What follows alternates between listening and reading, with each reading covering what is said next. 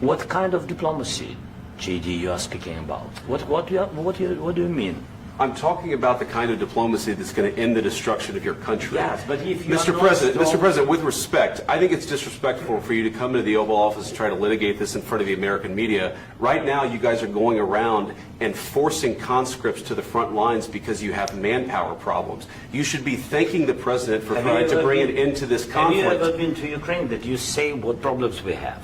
I have been to. Come once. I've actually watched and seen the stories, and I know what happens is you bring them on a propaganda tour, Mr. President. Do you disagree that you've had problems bringing people into your military? And do you think that it's respectful to come to the Oval Office of the United States of America and attack the administration that is trying to prevent the destruction of your country? A lot of questions. Let's start from the beginning. Sure. First of all, during the war, everybody has problems, even you, but you have nice ocean and don't feel now, but you will feel it in the future. God bless. You don't know that. God bless. You God bless. You will not have a war. Don't tell us what we're going to feel. We're trying to solve a problem. Don't tell us what we're going to feel. I'm not telling you. Because you're in no position to dictate that. That's exactly what you're doing. You're in no position to dictate what we're going to feel. We're going to feel very good. You will feel influence. We're going to feel very good and very strong. You will feel influence. You're right now not in a very good position. You've allowed yourself to be in a very bad position, and he happens to be right about it. From the very beginning of the war. You're not in a good position. You don't have the cards right now.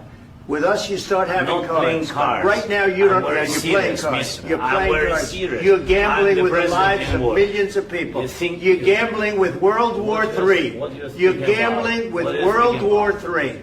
And what you're doing is very disrespectful to the country, this country. That's back to you. Far more than a lot of people said they should have. Have you said thank you once? This A lot entire of meeting? times. No, in this Even entire meeting, today. have you said thank Even you? today. You went to Pennsylvania and campaigned for the opposition in October. Offer some words of appreciation for the United States of America and the President who's trying to save your country.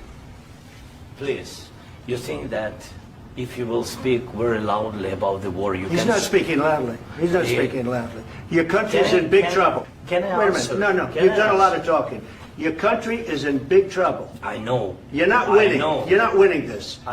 You have a damn good chance of coming out okay because of us. Mr. President, we are staying in our country, staying strong from the very beginning of the war. We've been alone, and we are thankful. I said thanks you haven't in been this alone. cabinet. You haven't been alone. In this cabinet. We gave you, through this stupid president, $350 billion. You voted we gave for you your military president. equipment, You and you voted men for are your brave, president. but they had to use our military. What about If you didn't have our military equipment, if you didn't have our military equipment, this war would have been over in 2 weeks. In 3 days, I heard it from Putin. In 3 days, this is something Maybe new. less. In 2 weeks, of course, yes. It's going to be a very hard thing to do business like this. I tell you. Just say thank you. I said a lot of times to American people. Except that there are disagreements, and let's go litigate those disagreements rather than trying to fight it out in the American media when you're wrong.